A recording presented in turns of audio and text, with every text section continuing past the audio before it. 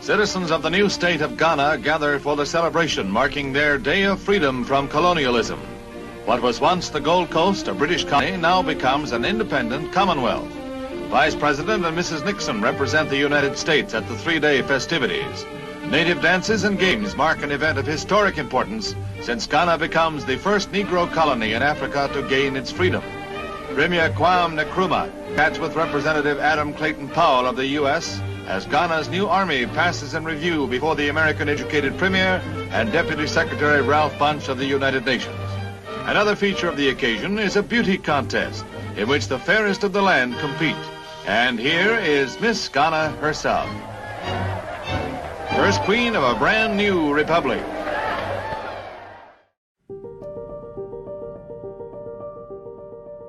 Long before the likes of Thomas Sankara, Robert Mugabe, and Nelson Mandela would burst onto the international scene as the faces of anti-imperialism in Africa, one man stood head and shoulders above his peers as the leading political voice and the very embodiment of Africa's struggle against colonialism. Ghana's first president, Dr. Kwame Nkrumah, took the world by storm as he led his nation to become the first black African nation to gain independence from the European powers. But just as Nkrumah's revolutionary leadership in Ghana would trigger a wave of independence movements all across sub-Saharan Africa, his gradual descent into authoritarianism and his sudden overthrow would also become a familiar story across many of Africa's newly independent states. This is the story of how Dr. Kwame Nkrumah went from being Ghana's messiah and faultless hero to a political pariah whose ultimate demise would lead to wild celebrations in the streets by the very same people that had once loved and adored him.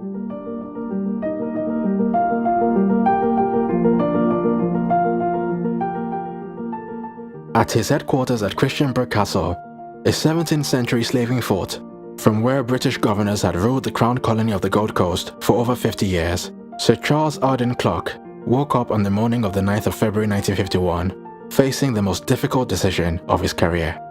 His problems centered around a 41-year-old prisoner who had been held at James Fort in Accra on a 3-year sentence for subversionary activities. In the eyes of the colonial authorities, this prisoner was a dangerous troublemaker who, even while in chains, was a serious threat to the stability of the colony. According to official reports, the man Kwame Nkrumah was a thoroughgoing communist, and in unofficial communications was even described by Governor Arden Clarke as the local Hitler. You see, prior to Nkrumah's arrest, the British officials had drawn up a carefully constructed plan for the colony's slow and steady transition into full independence. Under this plan, the Gold Coast was to have what the British called a semi-responsible government, and for the first time in the country's history, there would be a general election to elect a new National Assembly and Executive Council composed of mainly African representatives. And in putting together this plan, the British officials had collaborated with an elite group of Gold Coast lawyers, businessmen, and academics who had long been calling for the reforms. Referred to by the British as men of property and standing, this group of Gold Coast elites had formed the nation's first major political party in 1947, known as the United Gold Coast Convention, and their campaign slogan was self-government in the shortest possible time.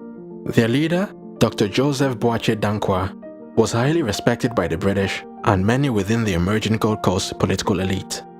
A bona fide intellectual, J.B. Dankwa had studied law in the UK and was a qualified barrister called to the prestigious London Inner Temple. Spearheading the earliest push for Ghana's independence, Dankwa personally prepared the first draft of his nation's new constitution and also suggested that the new nation be called Ghana, in honor of the 13th century Empire of Ghana, located in modern-day Mali. Looking to spread their message to the masses and build popular support for their push for independence, Dankwa and his UGCC colleagues decided that they needed to hire a full-time organizer to help spread their message and galvanize the public. It was here that an unknown activist named Kwame Nkrumah was recommended to them. Nkrumah at the time had been out of the country for 12 years, pursuing his studies in the US and England, and although he was neither rich nor well-connected, he was politically ambitious, highly motivated, and hungry for change. While in the US, he had earned degrees in economics, sociology, and philosophy, and although he had moved to London in pursuit of a law degree, he got completely distracted by activism as he befriended a number of prominent British communists with whom he regularly participated in anti-colonial protests. But while his activism was food for the soul, it wasn't putting food on the table. The young Nkrumah often found himself short of funds and was in desperate need for a stable source of income. And so when offered a job by Dankwa's United Gold Coast Convention, he grabbed the opportunity with both hands and moved back to the Gold Coast. Nkrumah, Dankwa, and the other founding members of the UGCC, Ebenezer Akwaje, Edward Akufo-Addo, Emmanuel Obetsebi-Lamptey, and William Ofori-Atta, would all be collectively known in Ghanaian political folklore as the Big Six.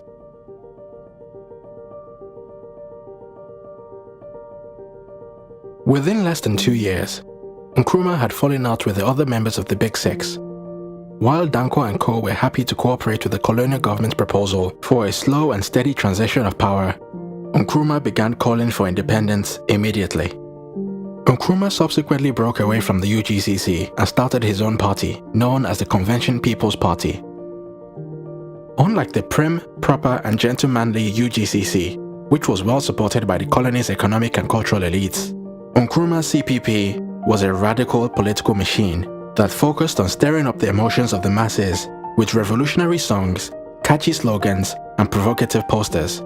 The CPP also set up media outlets which would work day and night to raise anti-colonial sentiment in the public by vilifying the colonial authorities and labeling the UGCC as colonial collaborators.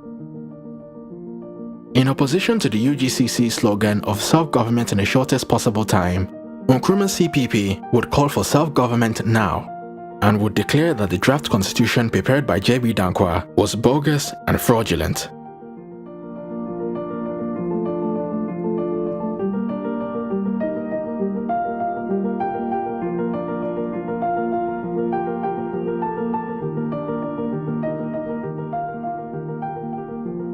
Traveling all around the country and delivering fiery speeches, Nkrumah gained a massive following by promising civil servants, office clerks, petty traders, construction workers, and primary school teachers that all of their grievances and hardships would disappear once colonial rule had been brought to an end. Many of his supporters would grow to see him as a literal messiah, sent from the heavens with the sole purpose of freeing them from the shackles of colonial oppression and ushering in a bright new dawn of peace and prosperity for all.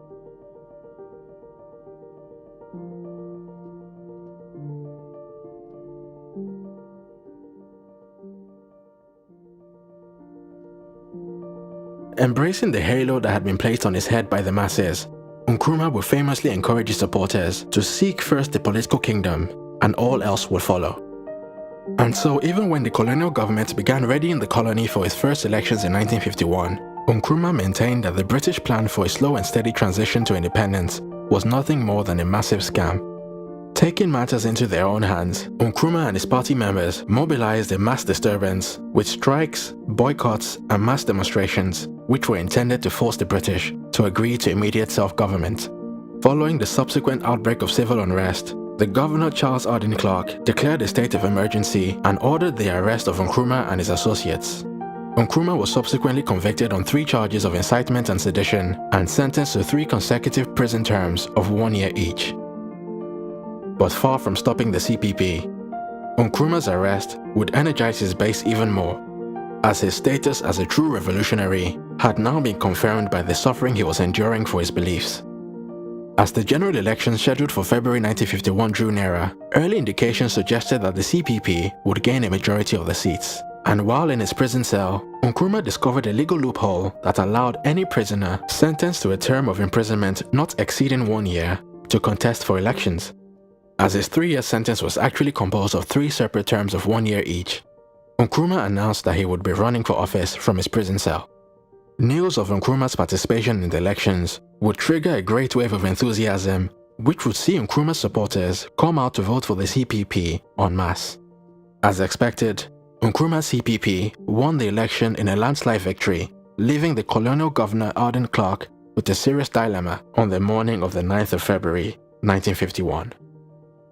Although Nkrumah still had 3 years of unspent prison time on his sentence, the new reality was that he had just been elected to high office in a landslide victory by his own people. After weighing the pros and cons, the choice became crystal clear. Without Nkrumah's release, there would likely have been a mass uprising, which the colonial authorities certainly could not afford to have to deal with. And so after 14 months in prison, Kwame Nkrumah was released on the 12th of February 1951 to a massive reception from his supporters. Within the space of 2 days, Nkrumah had gone from convict to prime minister, a development that will send shockwaves all around colonial Africa.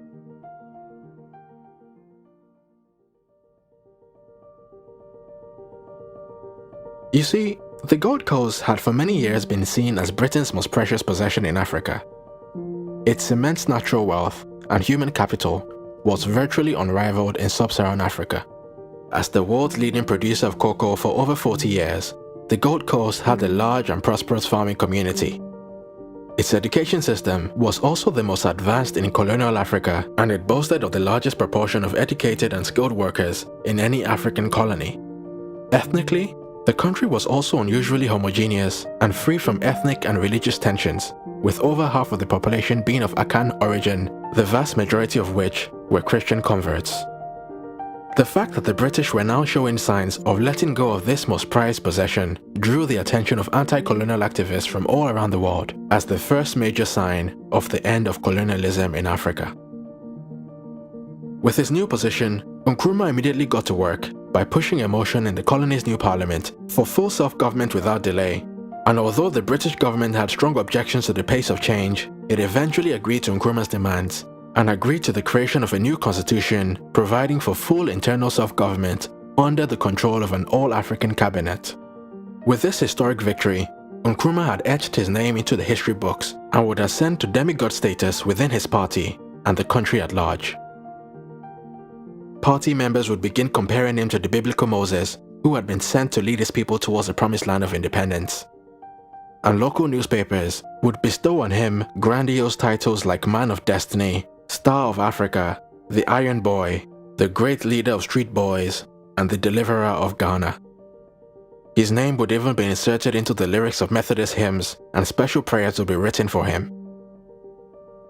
From morning till night, his home was constantly visited by people seeking help on anything from marital disputes to financial assistance, sickness, and even infertility.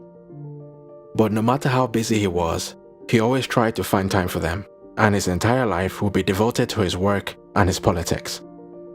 A pure introvert who neither smoked nor drank, his only real indulgence would be his love for classical and high life music. After a few more rocky years of negotiations, Nkrumah's CPP officially won independence from Great Britain, and thus the nation of Ghana was born on the 6th of March, 1957. Ghana's independence celebrations would be the most globally acclaimed African event of its time, as delegates from 56 countries arrived on African soil to share in Ghana's joy. And there was certainly a lot to celebrate. As of independence, Nkrumah's Ghana was one of the richest tropical countries in the world, with an efficient civil service, an impartial judiciary, and a growing middle class. Its parliament was filled with arguably the most competent politicians in Africa, and although the Prime Minister himself had only 6 years' experience in government, he was highly respected for his vision and had the backing of his entire country. As the #1 producer of cocoa in the world, Ghana had huge foreign currency reserves which it had built during the 1950s cocoa boom, and also had large reserves of gold, timber, and bauxite. Nkrumah's vision, however, would be much larger than just the liberation of his beloved Ghana.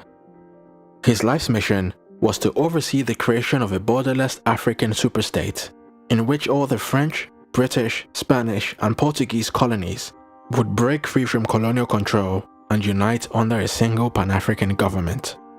And despite the vast religious, cultural, and ethnic differences of the various nations of Africa, Nkrumah did not see his Pan-African goals as some distant objective to be gradually achieved over the course of several generations. Instead, he was fully convinced that with the right level of political will and dedication, his grand vision could be achieved within his own lifetime. Ghana's capital, Accra, was to become a center of African liberation from which nationalist leaders from all across colonial Africa could come to draw support in their various independence struggles. In his Independence Day address, Nkrumah would proclaim in front of large crowds that Ghana's independence was meaningless if it wasn't linked up with the total liberation of the African continent. And in 1958, he called a meeting of some 300 representatives from all across Africa for the All-African People's Conference. Some of a few big names in attendance were Tanzania's Julius Nyerere, Zimbabwe's Joshua Nkomo, Zambia's Kenneth Kaunda, Hastings Banda of Malawi, and Patrice Lumumba of Congo. The event was hugely successful, and in the subsequent years, many of the attendees went on to successfully push for the independence of their respective countries.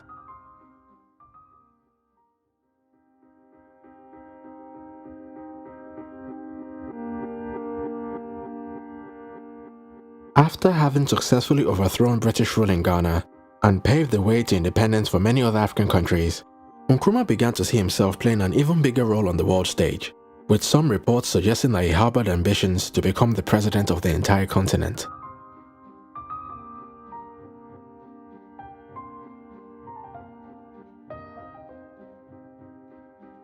Domestically, his plan was to transform Ghana into Africa's leading industrial power and a model socialist society which other African states would seek to emulate.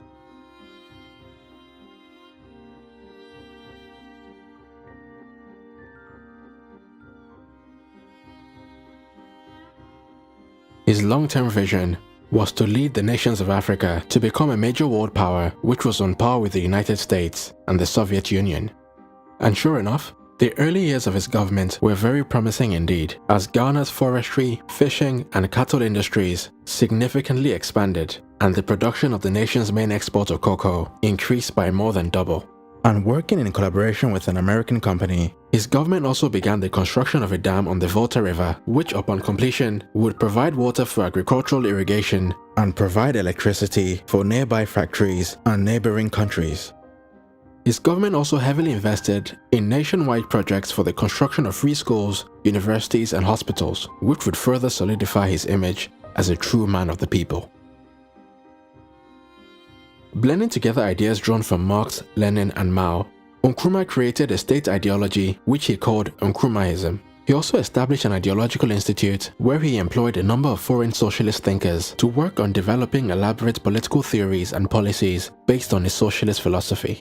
And after initially struggling to clearly define what Nkrumahism was and how it was any different from other Marxist socialist ideas, the Kwame Nkrumah Ideological Institute eventually concluded that Nkrumahism was an ideology for the new Africa, independent and absolutely free from imperialism, organized on a continental scale founded upon the conception of one and united Africa, drawing a strength from modern science and technology and from the traditional African belief that the free development of each is conditioned by the free development of all.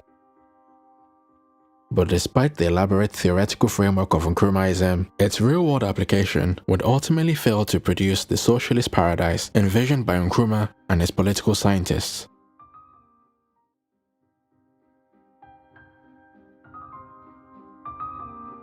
In its bid to rapidly transform Ghana into an industrial powerhouse, Nkrumah's government set out to execute a long list of major infrastructure projects, from shipping ports to roads, dams, universities, and manufacturing plants. Everything was to be built from scratch and built fast. The problem, however, was that not many local companies could actually bring these projects to life, and so rather ironically, most of the contracts for these major projects needed to be advertised to the very same foreign companies that were regularly denounced by leading members of the CPP. To make matters worse, the award of these contracts was quickly hijacked by corrupt officials, and many key members of Nkrumah's government would grow filthy rich by charging bribes from foreign companies and allowing them to inflate the costs of government projects in exchange for kickbacks and other advantages. And slowly but surely, an Orwellian animal farm society began to emerge, as Ghana's post-independence political elites began exploiting the new nation in much the same way as their colonial predecessors. Pursuing his goal to make Ghana a model socialist society, Nkrumah publicly declared that his government would work towards a complete ownership of the economy by the state. And in pursuit of this goal, he would set up a long list of government ministries and state-owned enterprises. And thanks to this very large and powerful government apparatus, pretty much every aspect of Ghanaian life was placed under the direct or indirect control of one government minister or the other. And with their extensive powers, many of Nkrumah's ministers began treating the resources under their control as their own private property, and a culture of bullying, bribery, and embezzlement would spread from the top to the bottom of Ghanaian society. From job applications to business licenses, and even the award of university scholarships, if you needed to get anything done, you either had to know someone in power or pay someone a bribe. Despite publicly preaching about socialist virtues like solidarity and collective struggle, many of Nkrumah's ministers began flaunting their wealth and living very lavish lifestyles. When questioned about why his wife chose to import a £3,000 gold-plated bed from London, Cabinet Minister Krobo Edusei would respond saying, "Socialism doesn't mean that if you've made a lot of money, you can't keep it." Edusei would later confess to owning 14 houses, a luxurious beachfront property, a long lease on a London flat, several expensive cars, and 6 different bank accounts. Following the sudden expansion of his own personal net worth, even Nkrumah himself would be accused of collecting bribes through a special company known as the National Development Corporation, which was set up specifically to collect a fee of 10 to 15% on the award of every government contract. But while the growth of corruption in his government would slowly begin to eat at his reputation as a man of the people, it would be his steady descent into authoritarianism that would be the defining blight on Kwame Nkrumah's legacy.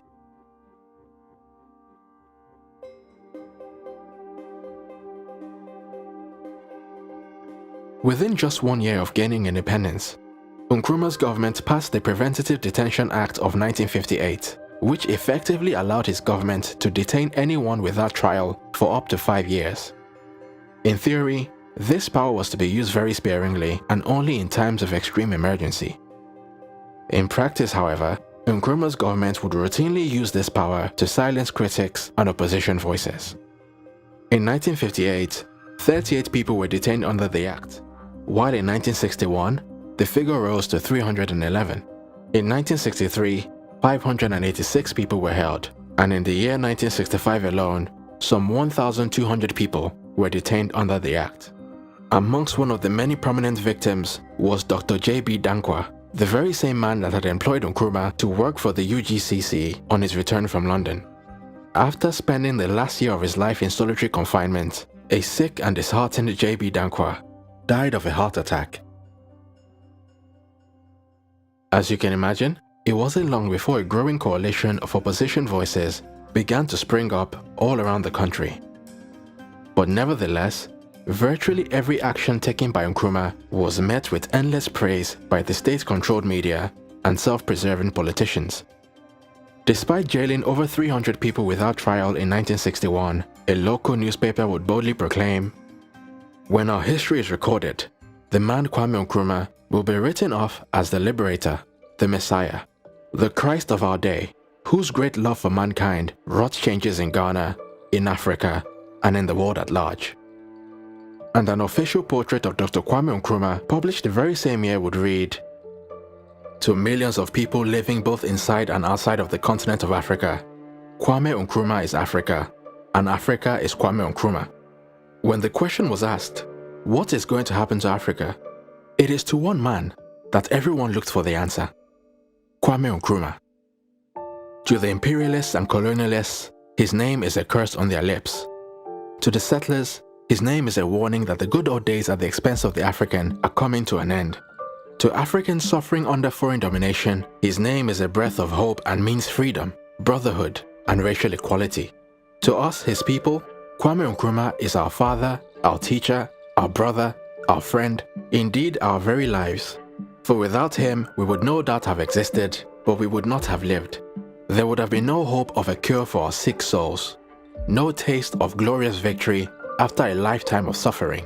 What we owe is even greater than the air we breathe, for he made us as surely as he has made Ghana.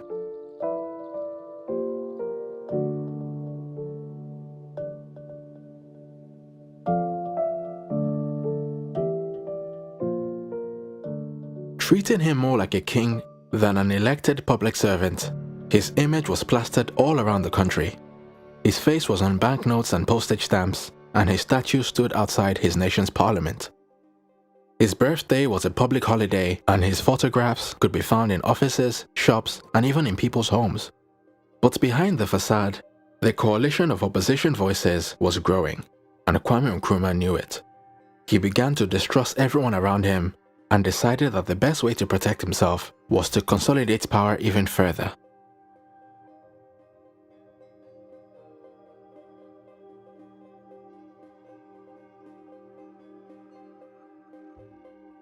With the passing of a new constitution in 1960, Ghana had become a republic and Nkrumah had become the country's first president. However, this was not just any kind of presidency. According to Ghana's new constitution, the president had the power to rule by decree, as he could reject any decisions by the parliament and dismiss or appoint key members of the civil service, armed forces, and even the judiciary.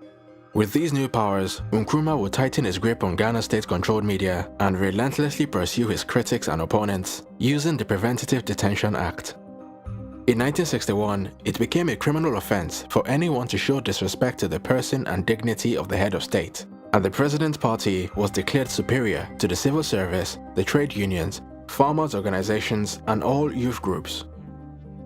Nkrumah also set up special courts to deal with political offenses, with hand-picked judges whose decisions were not subject to any right of appeal. An assassination attempt on his life in 1962 made Nkrumah even more suspicious of his inner circle, and convinced that his own party members were responsible, he ordered the arrest of 3 of his ministers. The 3 men were tried on charges of conspiracy before a special court, and after the Chief Justice declared them not guilty, Nkrumah dismissed the judge, passed a new law through parliament which enabled him to set aside the verdict, and at a second trial with the judge he had picked, all 3 men were found guilty and sentenced to death, although Nkrumah subsequently reduced their sentences to life imprisonment. In 1964, a second assassination attempt was made on Nkrumah's life by a member of the police force. Suspecting that the entire police service at large was involved, Nkrumah ordered the police to be disarmed, sacked several officers, and detained the police commissioner and his deputy. Adding even more fuel to the fire, the Ghanaian public also began to lose faith in Nkrumah's government, as a lot of the initial economic progress that was made slowly began to be reversed. Thanks to his long list of costly projects, which were made even more expensive thanks to the culture of corruption within the government, Nkrumah's administration soon found itself with a serious debt problem. And even as the debt continued to grow, the government continued to commission project after project, from tire factories to steel works, mining ventures, and ship dockyards. No project was too expensive and no vision was too unrealistic. By the year 1963, Ghana's debt had risen to £349 million, which in today's money would amount to over £6 billion. Nkrumah's agricultural policies would also cause many of his rural supporters to turn against him. The Ghana Cocoa Board, which was the sole buyer of cocoa in the country, began paying less and less to peasant farmers for the same amount of produce. Deciding that enough was enough, the farmers revolted and began selling cocoa on the black market and refused to plant more trees. Meanwhile, the state-run cocoa farms, on the other hand, which were controlled by CPP party members, were so inefficient that despite their superior equipment, they only produced 1/5 of the total amount of cocoa that was produced by Ghana's population of small-scale peasant farmers. And so from being one of the richest countries in Africa as at the time of its independence in 1957, Nkrumah's Ghana was basically bankrupt by 1965, as a huge government spending spree of over £430 million or £7.6 billion in today's money had left the nation with huge unpayable debts, and the many government-run factories and companies that had received this investment ultimately failed to make enough money to pay back the loans due to incompetence, mismanagement, and corruption. Beset by rising prices, higher taxes, and food shortages, the general population was becoming increasingly disgruntled as the standard of living for unskilled workers in most towns and villages had fallen to the pre-independence levels of 1939.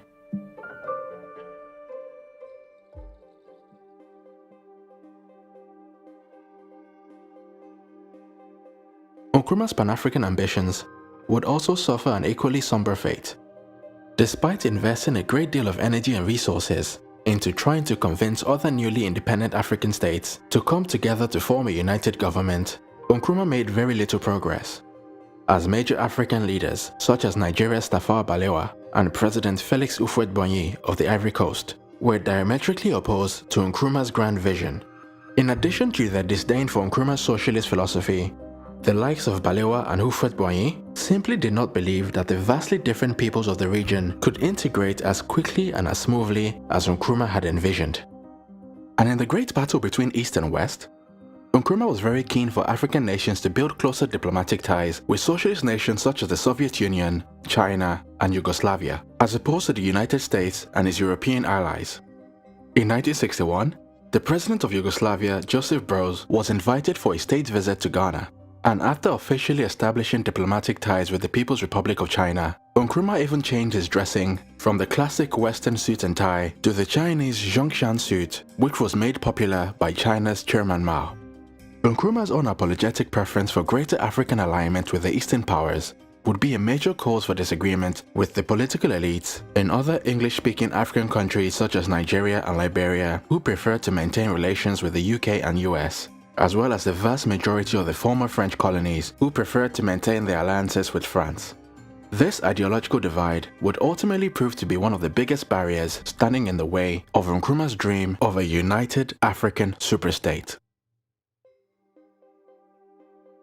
At a conference of African leaders in 1963 to establish the Organization of African Unity, Nkrumah proposed a formal declaration that all African leaders present would commit to the establishment of a Union of African States. But to his great disappointment, not a single attendee provided a declaration.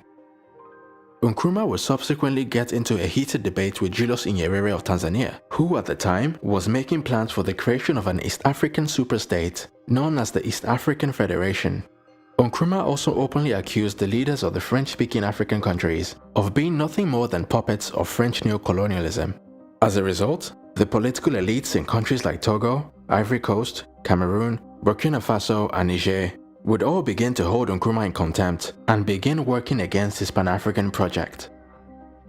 But ever determined to make his Pan-African dream a reality, Nkrumah allegedly began sponsoring opposition groups in neighboring countries in the hope of overthrowing governments that opposed his Pan-African ambitions. After Ghanaian agents were implicated in an assassination attempt on Togo's president, Sylvanus Olympio, 7 African leaders threatened to break off diplomatic ties with Ghana. In 1965, a political dissident who had been trained in Ghana attempted to assassinate President Hamani Diori of Niger. Responding to accusations and criticisms of his government's support for this subversionary action, Nkrumah simply responded that there would be no need for subversion if the government of Niger would support the creation of a Pan-African government. Now with a growing list of both international and domestic enemies, Nkrumah moved to protect himself by tightening his grip on power even further. In 1964, Nkrumah decided to turn Ghana into a one-party state and upgrade his office from president to president for life. Nkrumah's proposals were presented to the Ghanaian people in a referendum, and according to the official figures, a brow-raising 99.9% of the electorate voted in favor of the government's proposals. As president for life, Nkrumah brought even more government functions under his direct control, from higher education to foreign trade, defense, and even lawmaking. As a side project, he also built his very own private zoo where he kept, amongst other things, a lion he received from Emperor Haile Selassie of Ethiopia, a hippo from President Tubman of Liberia, and a boa constrictor which was sent by Fidel Castro of Cuba.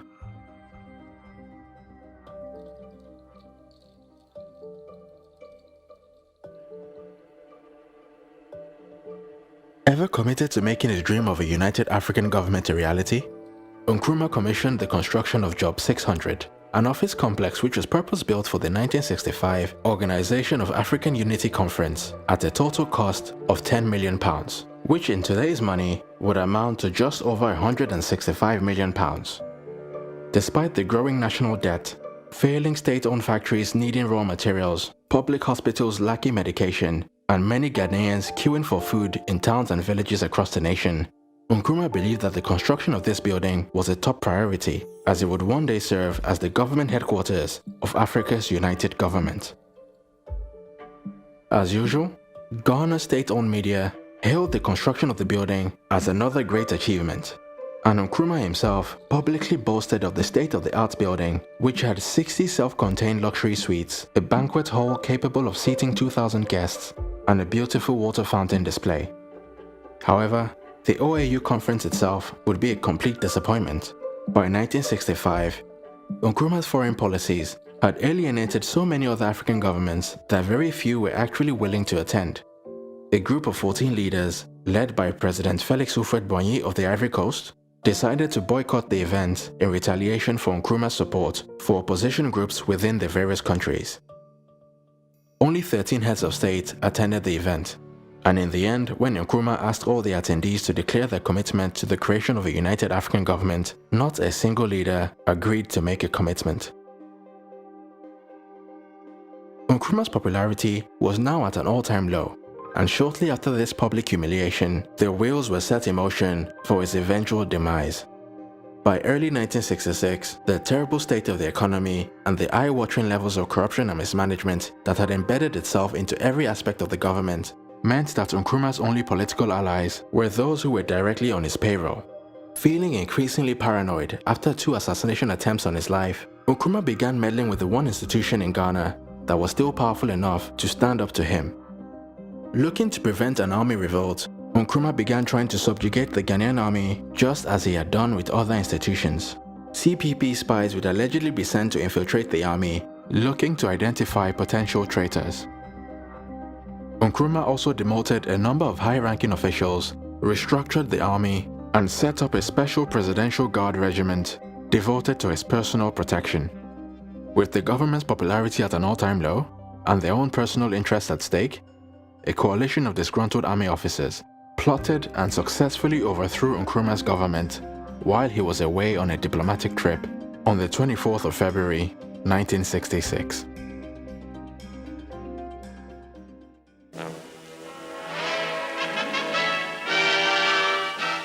India's Prime Minister, Mrs. Indira Gandhi, meets President Nkrumah of Ghana. That is, he was president at the moment these pictures were taken.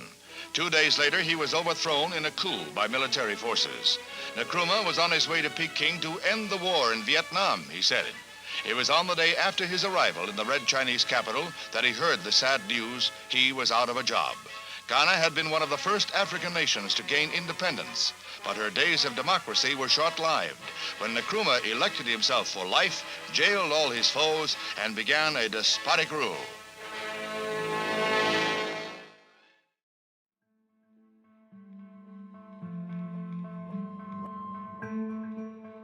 In the days following the coup, the streets of major cities like Accra and Kumasi were filled with rejoicing crowds, and the towering statue of Kwame Nkrumah that had stood outside of his country's parliament was knocked down and stamped on by the crowd.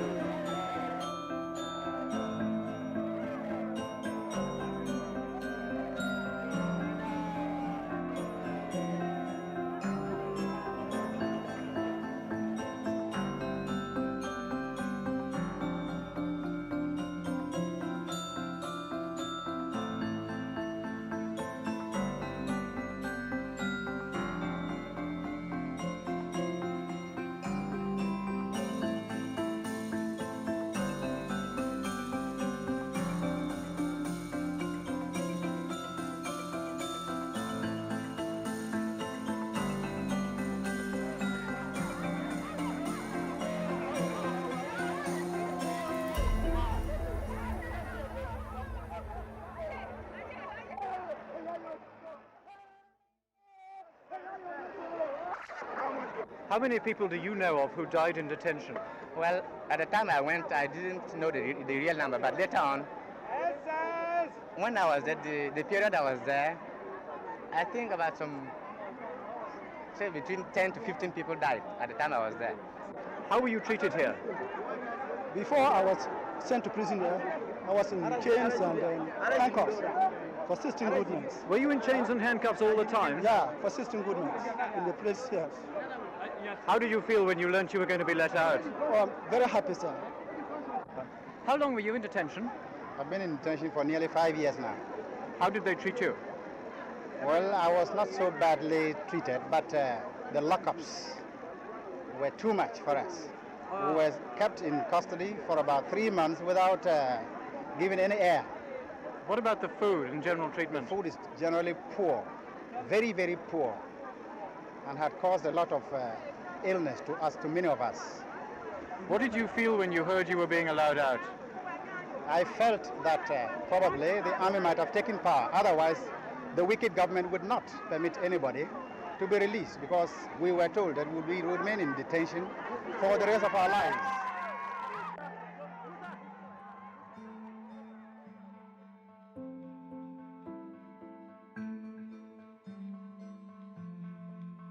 Kwame Nkrumah would never see his homeland ever again. Having received notice of his overthrow, he fled to the Republic of Guinea, where he was appointed honorary co-president by fellow socialist and Pan-Africanist President Ahmed Sékou Touré. From his new base in Guinea, Nkrumah would dedicate the remaining 6 years of his life to publishing various books and essays centered around his vision for a united African government. In a memoir he published 3 years after his overthrow, Nkrumah alleged that the CIA and other Western intelligence agencies acting in collusion with the coup plotters were the real driving forces behind his overthrow. And although the images of thousands of Ghanaians celebrating in the streets tell a different story, it is still widely believed by many of Nkrumah's contemporary supporters that the overthrow was primarily due to foreign interference as opposed to the domestic unpopularity of Nkrumah's government.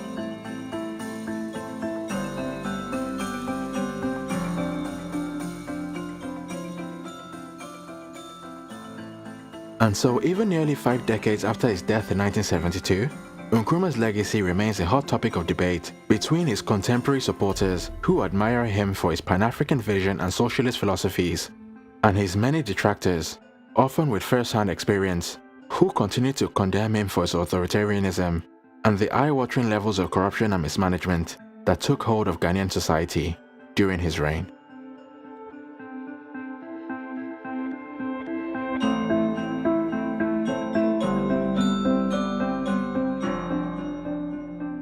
Once again, it's KB Taiwo for New Africa. If you've enjoyed this video and would like to see more content like this, then please like and share this video, and also consider supporting us on Patreon at patreon.com/newafrica. Thanks again for your support, and until next time.